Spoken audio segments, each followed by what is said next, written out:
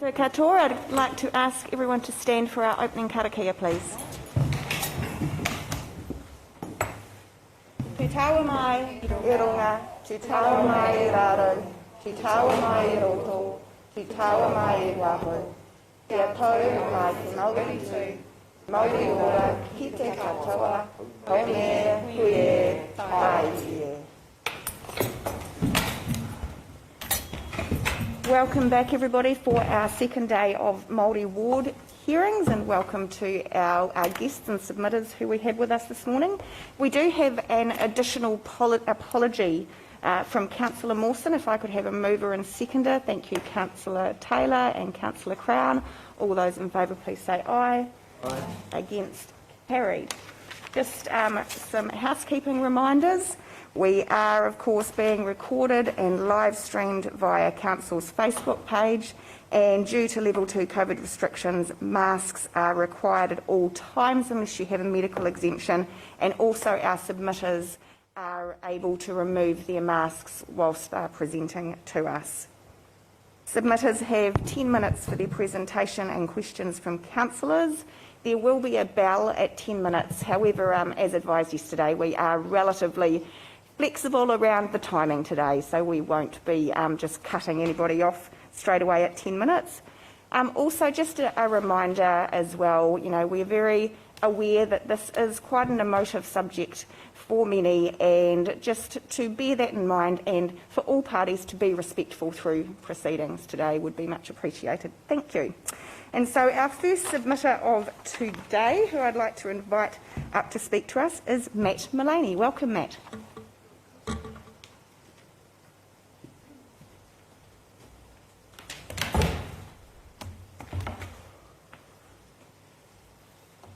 Tāreha has departed, but here I am, his descendant, presenting to you all today. I acknowledge Mother Earth and the house that stands here. To those departed, Sean Wainui, Eni Aranui, Hoani, Hawaikirangi. Go to the resting place of the spirits. Go to your ancestors and return to Hawaii. To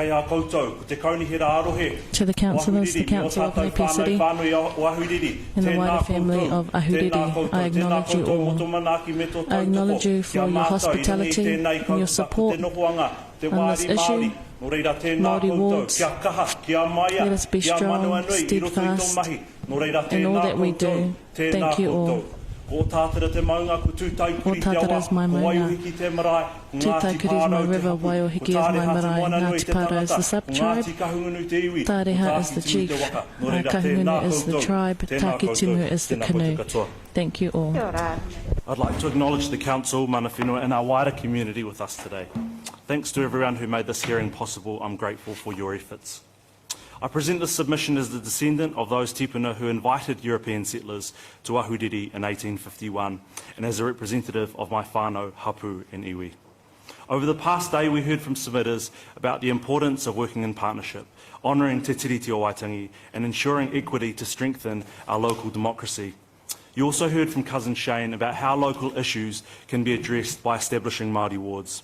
I'm in support of the Napier City Council establishing Māori wards for the 2025 local elections. In Māori we have a saying, te tiro whakamuri ki anga whakamua, look to the past in order to move forward. In my address I will speak to our recent past regarding Māori wards, explaining why establishing Māori wards is compliant with Council's Treaty of Waitangi obligations, and finally to leave you with key points to consider for your deliberations. On the 1st of February 2021, the Minister of Local Government, the Honourable Nanaia Mahuta, wrote to the Mayor of the Napier City Council, updating her on the Government's decision to make changes to the process for local authorities to establish Māori wards. The Minister signalled the introduction of the Local Electoral Amendment Bill into Parliament in early February and enacted under urgency so that the changes could apply for decisions leading up to the 2022 elections. The bill was given royal assent on the 1st of March. All councils that did not already have Māori wards or constituencies in place had the opportunity to consider establishing them for the 2022 elections.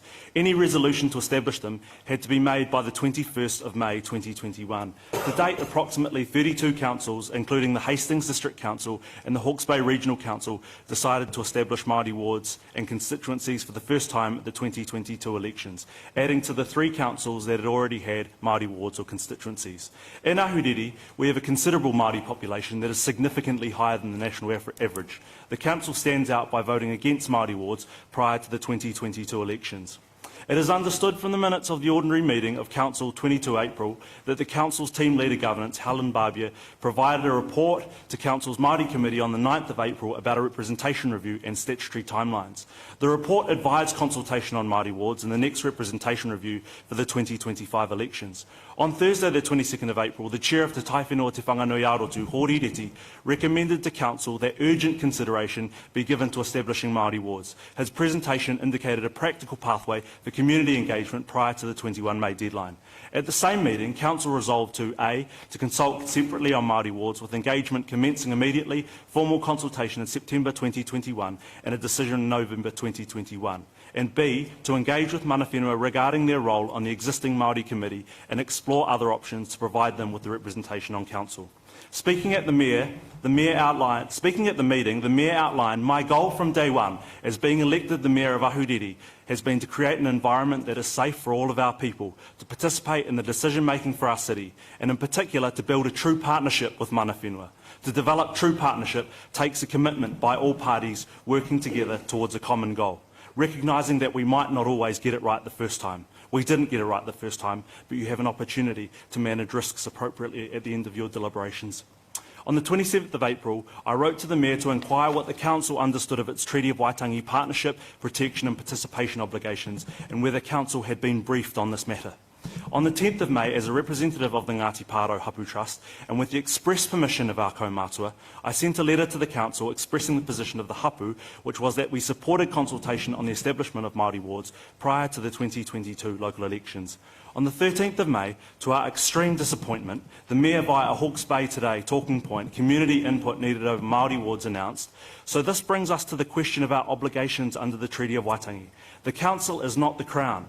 Strictly speaking, treaty-related obligations and the treaty principles apply to the Crown and not other parties, including the Council, unless legislation provides otherwise. The Local Government Act itself does not require local authorities to take account of or give effect to the principles of the treaty. Accordingly, provided the Council complies with the relevant LGA provisions, it will satisfy any treaty participation, protection and partnership obligations to mana whenua.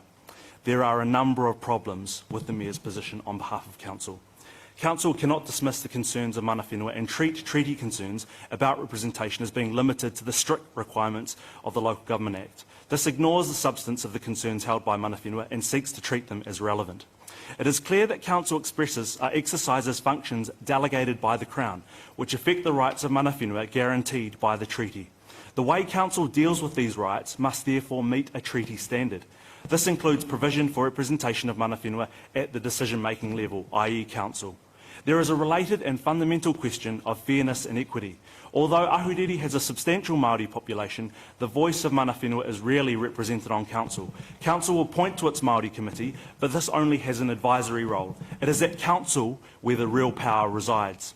The absence of Māori wards on Council means the substantial Māori population of Ahuriri does not have a Māori mandated voice at the level where decisions are made.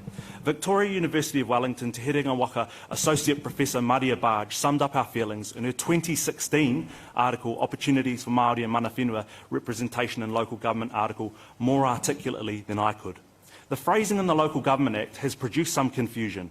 The distinction made between the Crown and local government obfuscates the reality that local government has been devolved powers and responsibilities by central government, and like central government, therefore holds obligations under the treaty. Some local government councillors and central government politicians do not interpret the treaty reference in the preamble to the Local Government Act in the same way, however. They suggested that the reference implied that central government, even more specifically the Crown, holds treaty obligations rather than local government. Many of these people have a particular understanding of New Zealand history. which often conflicts with the understandings of many Māori and the findings of successive Waitangi Tribunal reports about New Zealand history. On the 18th of May, history was made as we saw our whānau of Ahuriri mobilise for the hikoi for justice to stand up for our treaty-based rights. It was powerful to see nannies and their mokopuna hand in hand marching through the main street for equity. Through the winds of Tāwhiri Mātia, I felt the wairua of our tipuna as we sent Council a clear message. We want a guaranteed voice at the Council table.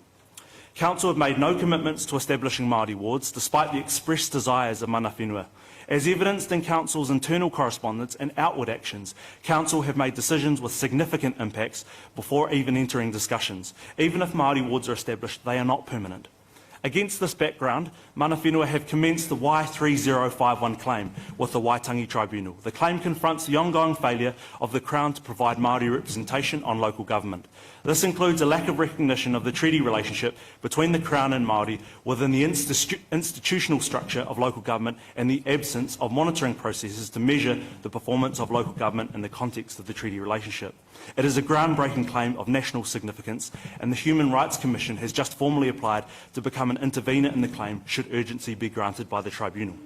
We will seek to test the notion promoted by the Mayor that Council can ignore treaty standards in its decision-making, particularly on the question of representation. We have not taken this decision lightly and would rather not have been put in a position where we felt it necessary to take this action. However, Council's position has left us with no other option. There are some strong lessons that our community, including Council, can take out of this experience. Hopefully we are all better for it. They are that Council and mana whenua owe treaty obligations. Understand our dreams and aspirations by continuing to build relationships that are built on respect and mutual reciprocity. When we participate on Council, work with us to co-design the agenda so that we can take responsibility for tackling problems and proposing workable solutions. Let go of bureaucracy and remove barriers to our representation and participation. You have a golden opportunity through this process to get runs on the board. When you work with us, instead of giving us projects that you've already planned and are about to implement, inspire our free, prior and informed consent by working with us at the beginning of the process to embed our values and thinking across projects so that we can take ownership of what we are producing together. To look into the future, I wish to quote from Arewa Ake Te Kaupapa, raising the platform, the interim report from the review into the future of local government. How might a system of local governance embody authentic partnership under Te Tiriti o Waitangi, creating conditions for shared prosperity and well-being? Te Tiriti o Waitangi can be viewed as an agreement to share authority in New Zealand, as a guarantee of Māori rights, and as an agreement to found a relationship based on expectations of shared benefit and prosperity. To embody partnership under Te Tiriti, a future system of local governance would need to respond to all three levels. How the partnership might evolve necessarily depends on the aspirations of hapu, iwi and Māori, and on their future relationships with central government. It can also be expected to evolve over time as the Māori population and economy grows. Within the framework of a fully functioning treaty relationship, we see local government and iwi as having potential to operate as natural partners. Both are intimately concerned with places and communities. Both have potential to exercise significant influence on local well-being, and both, with new approaches, might therefore become powerful allies in creating conditions for mutual benefit and shared prosperity. Since 1851, our tipuna have extended the hand of friendship and hospitality to their non-Māori brothers and sisters. In 2021, we hope these same sentiments will be reflected in the decisions that are made at the end of your deliberations. In conclusion, for all these reasons, I support the establishment of Māori wards for the Napier City Council prior to the 2025 elections. Kia ora tātou. Thank you, Matt. Just open up for any councillors that may have questions. Councillor Bogue.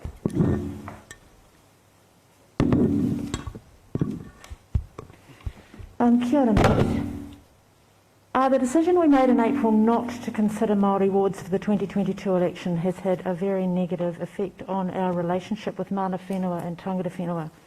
Many of the submissions to this hearing have shown the anger and sadness and pain this has caused to some Māori. So I've got two questions for you. When we come to vote on the wards on Wednesday, on whether we have them or not for 225, if we vote no, what effect do you think this will have on our relationship with mana whenua? And if we vote yes, what difference could that make to the relationship, in your opinion? Kia ora, Councillor Bogue, thank you for your question. In relation to the risks if Council does vote this down, I I think your own internal report written by Council Officer Morihi Te Tomo sums up the risks. I might just quickly touch on those. Generally, mana whenua and ngahuriri entities, iwi entities have voiced their support for the establishment of Māori wards. Ongoing constructive relationships with mana whenua and iwi entities are vitally important to ensuring council decisions are balanced, informed by a Māori voice and contribute to the well-being of whenua and whānau. A decision not to establish Māori wards could have a cooling effect on these relationships going forward, particularly when Hastings District Council and Hawke's Bay Regional Council have both resolved to establish Māori wards for the 2022 election. A vote of no by our council would impact on our relationships with Māori and iwi and see us as an outlier in the region. And the last point, plainly speaking and being upfront, if council votes this down, I think we will almost certainly be granted an urgent, or a no vote would potentially damage relationships between council and mana whenua. It may have a powerful deterrent on Māori participation in all aspects of council business going forward, which would result in less balanced and less robust decision making. It should be noted that a claim has been raised with the Waitangi Tribunal against the Crown. Council's decision to postpone considering Māori wards until later this year. A determination around an urgent hearing is still pending. So just sort of to speak to that, the risks are that if council votes no and it has a potentially damaging effect on council relationships with Māori, then Māori reduce their participation in council business, and ultimately that could potentially mean that mana whenua challenge or enforce their rights through the RMA and go through the courts in relation to decisions that council may make. I mean, and just in relation to the tribunal claim, plainly speaking and being upfront, if council votes this down, I think we will almost certainly be granted an urgent hearing. We could still get urgency granted even if you vote to establish Māori wards, but it's reasonable to assume that this is less likely. And if we are granted urgency, because of the Council's position through the Mayor's talking point about having no legal treaty obligations, the Council's process will be examined from a treaty perspective and risks being made a national example of for the wrong reasons. And namely, if the tribunal rules that local government owes treaty obligations, which is more than likely, the Napier City Council will more than likely face intense media scrutiny about its reasons for taking such an extreme position. And just in terms of the benefits, I mean, you know, obviously I talked heavily about sort of mitigating risks and things, but the benefits are that we can start to reconcile, as cousin Shane said, and think about how we begin to restore that relationship. Councillor Tafney.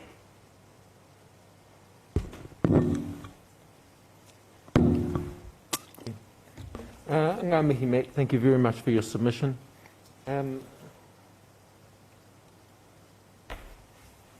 I'll ask you hard questions, things your background enables you a bit of resilience around some hard questions. In the submissions, there was some interesting remarks made around how we as New Zealanders phrase, classify or term te riti o te Waitangi. We've got such things as treaty, partnership, agreement and an MOU. So throughout submissions the treaty is described amongst those terms. My question is, what is your position on our constitutional document? Does its relevance change as a result of the passage of time? Does its relevance change as a result of a change in population? Kia ora, I'll do my best. You might have to keep working with me to help me answer your question, Councillor Tāpini. But in short, Te Tiriti o Waitangi is our nation's founding document. There is a strong... we've had numerous debates regarding Te Tiriti o Waitangi. We've had debates about its legality. We've had debates about the language version in relation to the treaty, and we've had the healing the past debate, which is effectively about the merits of treaty settlement. So, you know, I think those things are sort of well established in 2021. In relation to you know, my position on the Te Tiriti o Waitangi in terms of its application in Napier, it's incumbent upon all institutions of kāwanatanga to uphold specifically the partnership, protection and participation obligations of Te Tiriti o Waitangi. I just want to go back to the risks associated with the no vote. Obviously, we've seen through the practical example of the action that we've taken through the Waitangi Tribunal that if council are not willing to work in partnership with mana whenua to understand their obligations, unfortunately, that's left us in a situation that, we've had to take appropriate action. So, we very much want to get away from compliance mode. We want to build strong partnerships with the council to ensure that we can work and progress a constructive agenda, and to ensure that the aspirations of both council and mana whenua, that we're reaching towards those collective aspirations for the well-being of our community. I'd like to echo the sentiments of our rangatahi yesterday. It's not about power sharing, it's about equity and fairness so that we can restore the well-being of our whole community. Does that answer your question? Yeah, it does. Thank you very much. And my final question is more on a personal matter. You mentioned that through your mihi, that you are a descendant of Tareha Te Moana Nui, who was in the 1900s, I understand, a member of Parliament representing Māori on a mandate for Māori at central government. Yes. As a Māori myself, I know that stories of those types of role models and accounts are shared within families and so that we can take an ownership of that history. So from your family's perspective, were there any stories or comments made that have been passed through your family that might have shared an aspiration from Mātua Te Moana Nui? Thing is, he was already on Central Parliament. Did he ever express a desire to see Māori representation locally? Tareha Te Moana Nui was a strong advocate of tino rangatiratanga and mana motuhake at all levels of kāwanatanga. He was instrumental in the establishment of, in the negotiation of the Ahuriri Purchase. He was the first signatory of the Ahuriri Purchase, so he was instrumental in founding, being one of the founding fathers of this community. In terms of his approach to in his deals with kāwanatanga, he was a visionary, and he very much spoke about equity for both Māori and non-Māori at that time. One of his more well-known quotes is when it is evil and when it is good that's before you, always continue to do that which is good. That which is evil is not so powerful as not to be overcome by good. And when there is something that causes you to be anxious, look at it yourselves, let me look at it also, and let us work together. So I think that's a very appropriate sort of a sentiment to keep in mind in relation to your deliberations, because it speaks about unity, kotahitanga. It speaks about ensuring that we work together, that we find a pathway, that we can have some pretty tough conversations, but ultimately recognising the goal, which is the well-being of our community. Ngā mihi, thank you for that. Deputy Mayor Brosnan and then Councillor Simpson.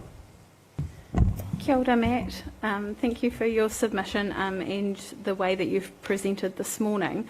I have, I think, a couple of questions which I have probably weaved into a few statements as well, if you'll let me, through you, Your Worship, move through those.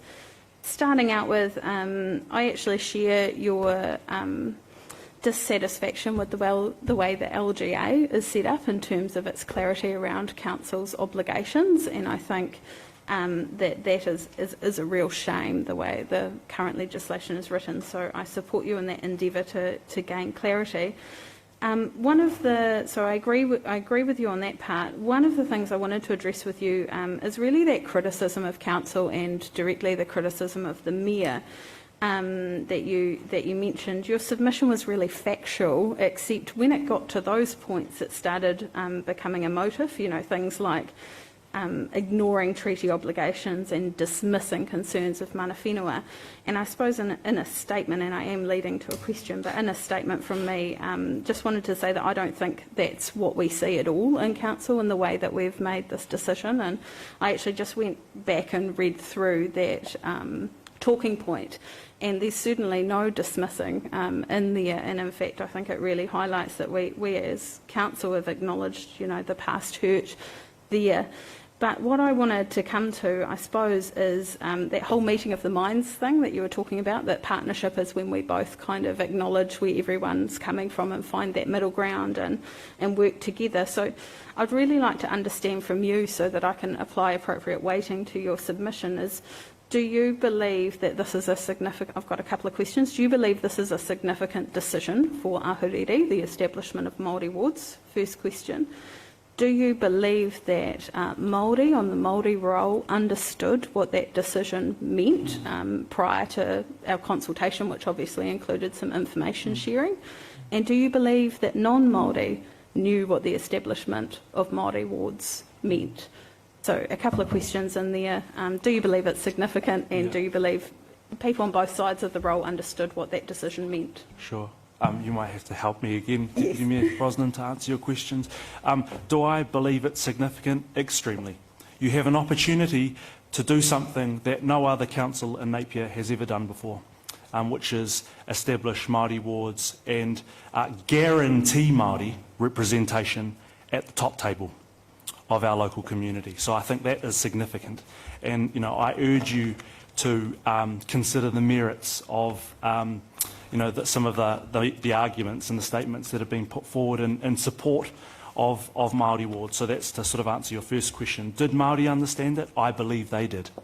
And the reason why I believe that they did was because we have kahukura, we have leaders, we have catalysts of positive change in this community that took their time to work with our communities, to understand what Māori wards might mean for their community, what some of the implications are, what some of the barriers are at the moment in relation to council representation. So in relation to your question, I do believe Māori had a clear understanding of what Māori wards were, and I do strongly believe, and I'd like to echo the words of the acting chief executive at the time, Keith Marshall. With a fair wind, we could get this consultation over the line. So, from your own council, in terms of the advice that was provided, we think that is significant. And, from our perspective, we just wanted an opportunity to partner with you on that. So, we lament that,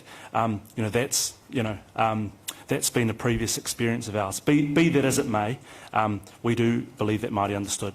Do non-Māori understand the significance of Māori wards? I'm not sure if I'm qualified to speak on that. I think that's perhaps a question that you may want to ask some of the non-Māori submitters. I could only sort of relate to my own personal experience, but the non-Māori I've engaged with in our community had a clear understanding of Māori wards, supported Māori wards, and they believe that guaranteed representation for Māori is a good thing. Thank you. Through you, Your Worship, would you mind if I just follow up on that second question around, did Māori understand what a decision to establish Māori wards meant, essentially? Because one of the most important things for me in making the decision to consult properly on this was that everyone knew what the end outcome was if we established. And through consultation, I'm just looking for your comment, through consultation we got lots of comments on social media and in our drop-in sessions and stuff where people were, for instance, talking about Māori wardens rather than Māori wards, and we had a little bit of misunderstanding around how many candidates versus what current candidate structure might look like, and how many votes people would have and things like that. So any comment from you on whether consultation has been helpful in maybe raising the general understanding of how it would work on the ground once Māori wards were established or not? Sure. I think some more of the technical aspects around Māori wards, like for example, you asked a question about the proposal of the seats for Māori wards. It's actually established by a formula, and Dr. Steph will be able to help you establish what that formula is. But in principle, do Māori support Māori wards? That answer is unequivocal, I believe, in our community. And in relation to your question, in relation to has consultation been helpful? I mean, I think it's been helpful insofar as it's enabled a more open and transparent conversation? Is it one that we could have had prior to the 21st of May? I believe it can and it should have been. Elder, thanks, Matt.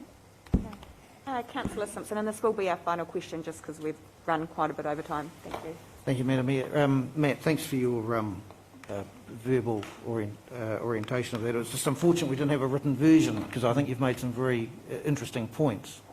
So my question to you is the emphasis on achieving Maori wards.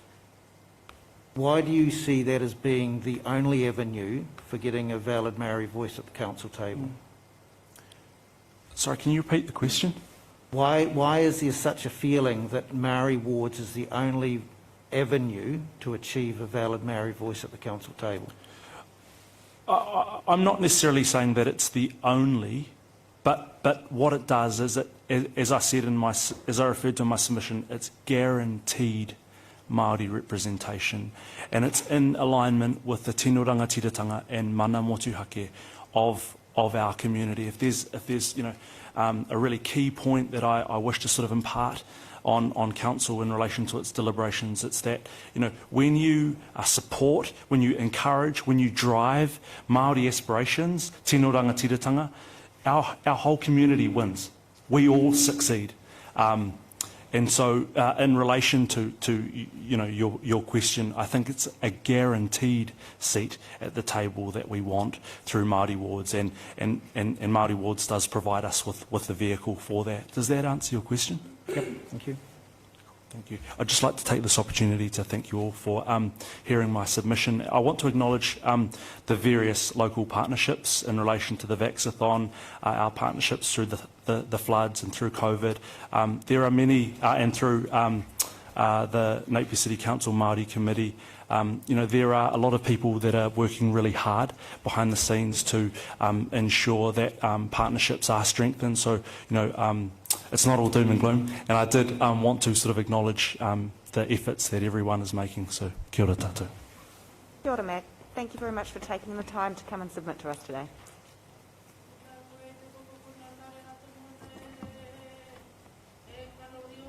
Acknowledging his ancestry to Tareha Te Moana Nui, and we're all in this together.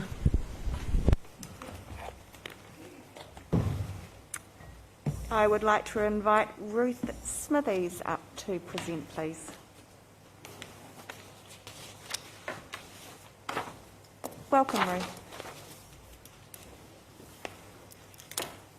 Good morning, and thank you for the opportunity to speak to you all, to my submission.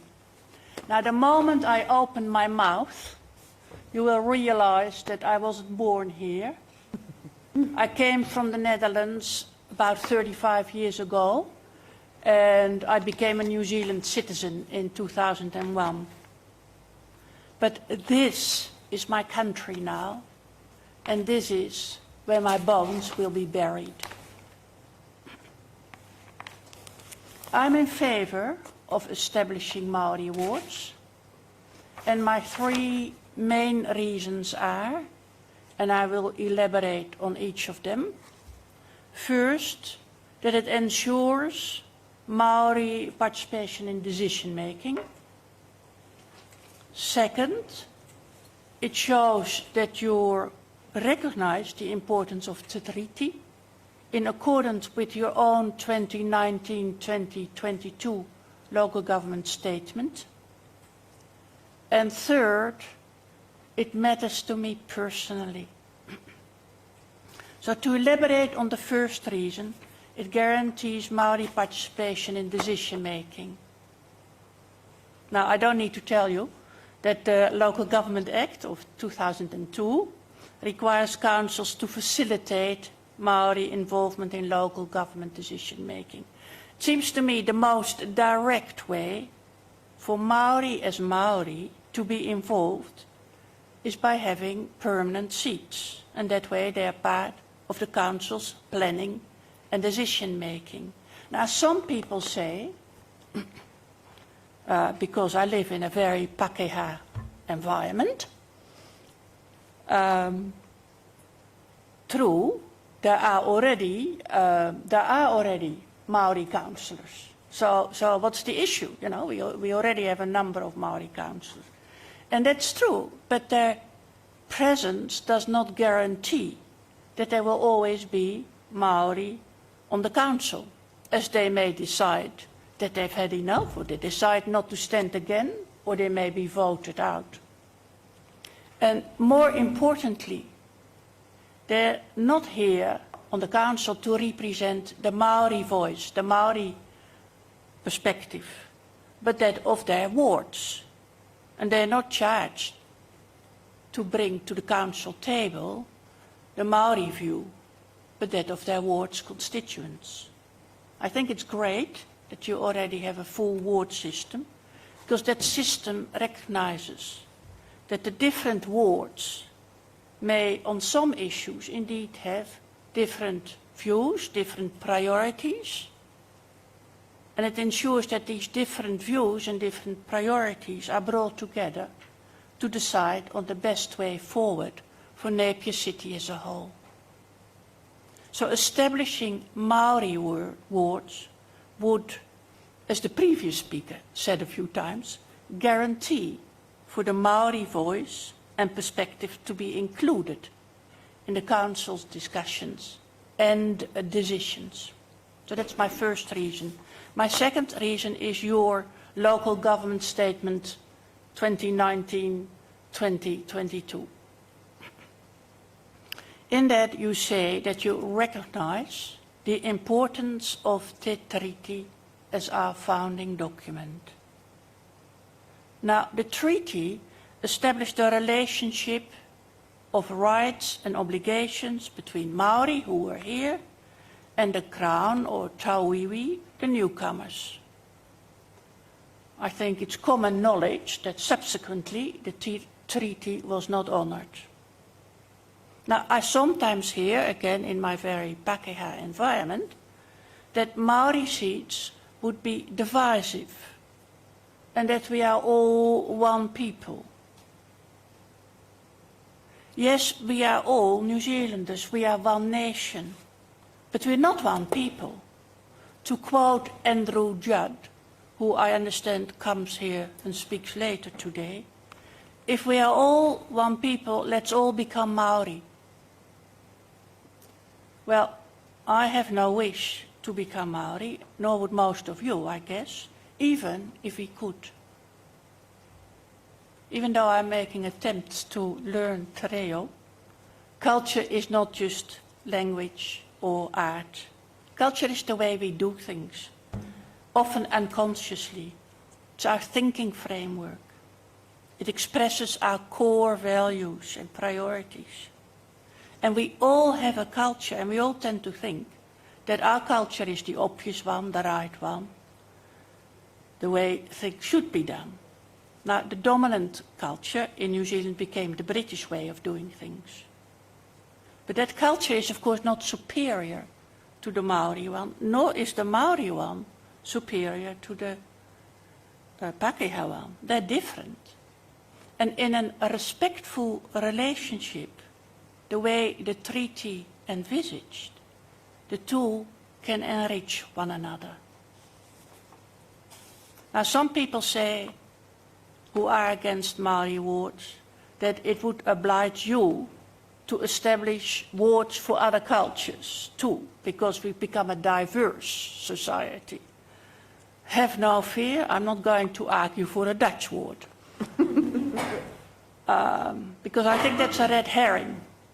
That position disregards a fundamental reality of our country, the reality that Maori have a special position, actually under international law, because they are indigenous, but even more so because the newcomers signed a treaty with them and entered into a relationship with them. When the treaty was signed, I understand there were at least 50 times more Maori than Pākehā.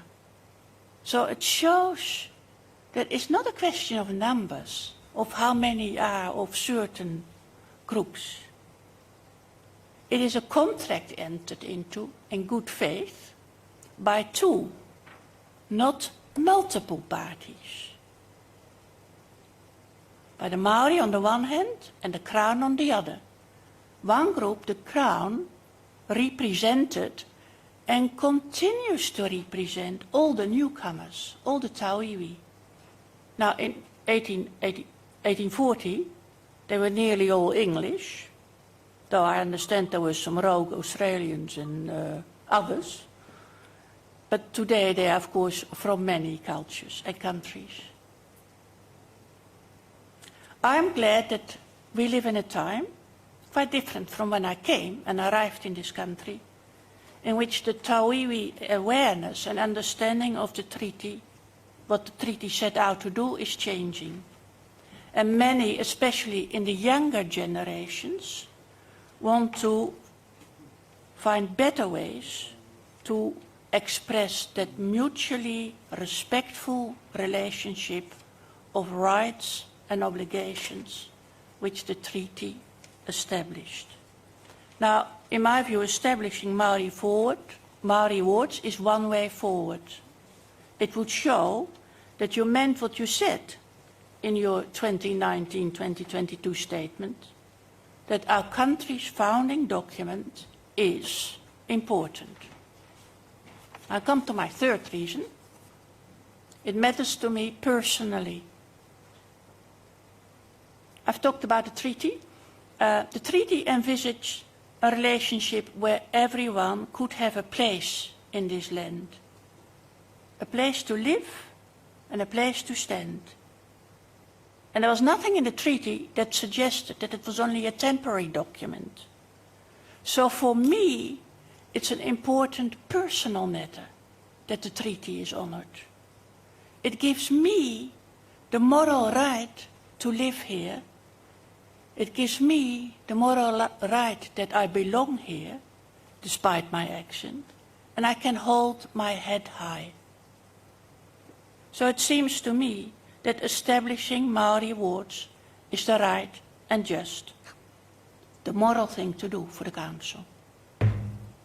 So to sum up my three main reasons, first, it's a straightforward way of guaranteeing Māori involvement in decision making as Māori.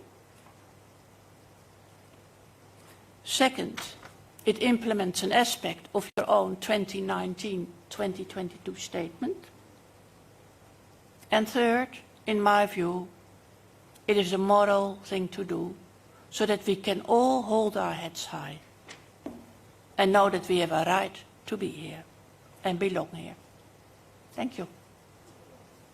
Thank you very much, Ruth. I'll just open up for any questions from Councillor.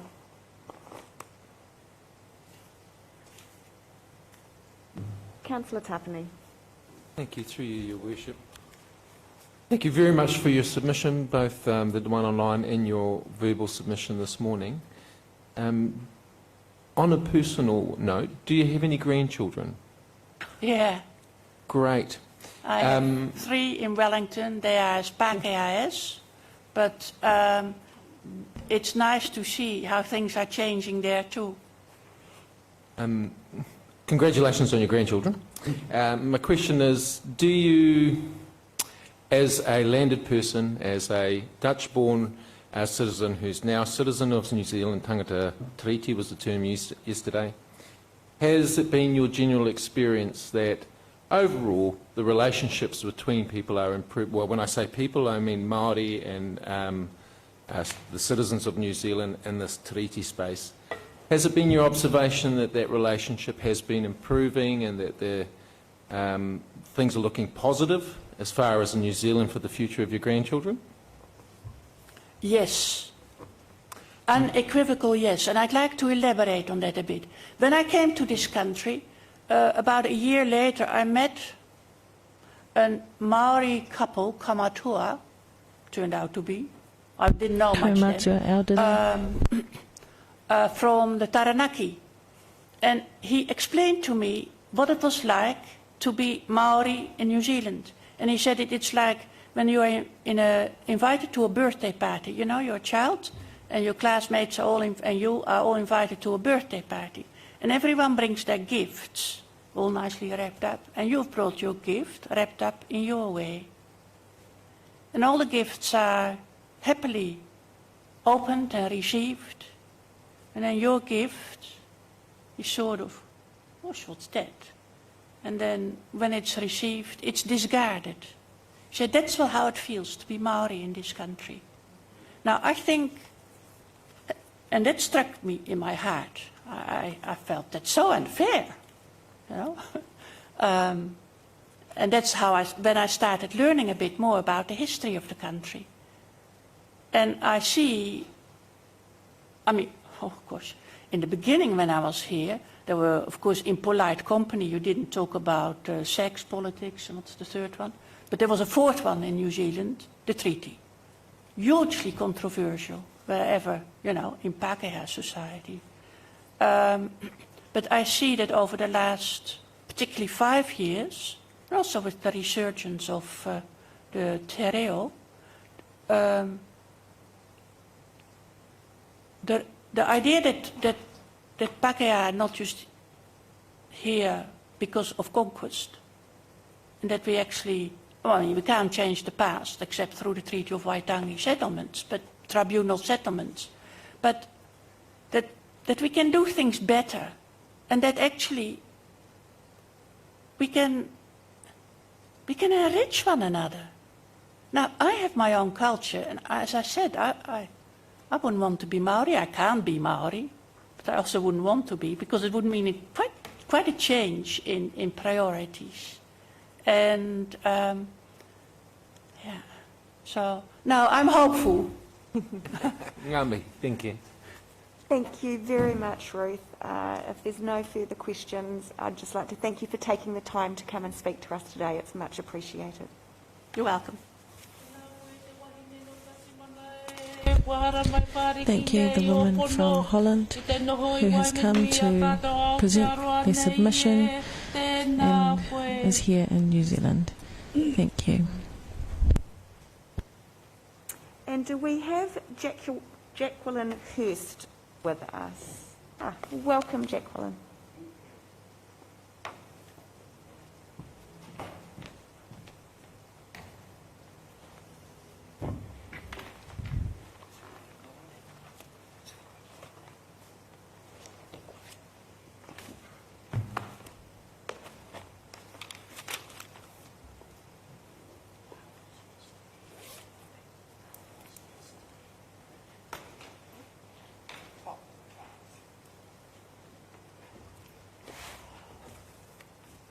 Thank you for your waiting.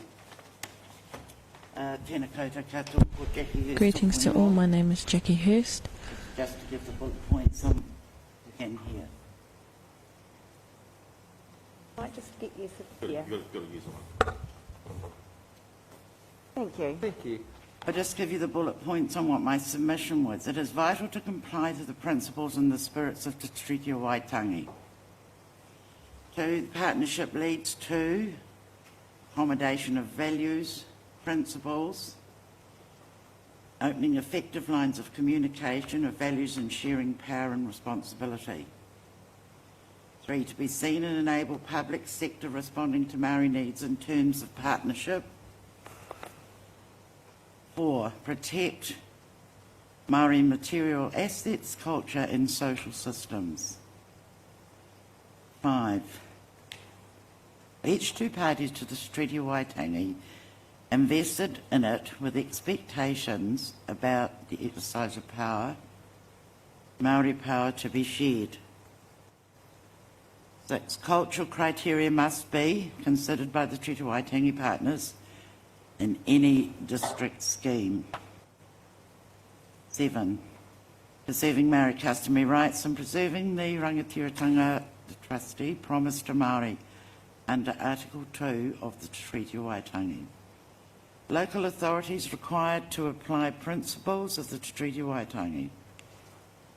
Vital for the well-being and welfare of our city, and that we comply with the treaty and respect culture, values and principles of all citizens. The Māori wards will enable shared power and good faith. Thank you. Thank you very much, Jackie. I'll just invite councillors if they have any questions for you. No? Thank you so much for taking the time to come and speak to us today. Thank you for your time. Thank you, Jacqueline, who has come to speak on this issue and submitting your views. Thank you. Kia ora. We have no further submitters prior to morning tea, so we will adjourn now until 10:30. Thank you, everybody.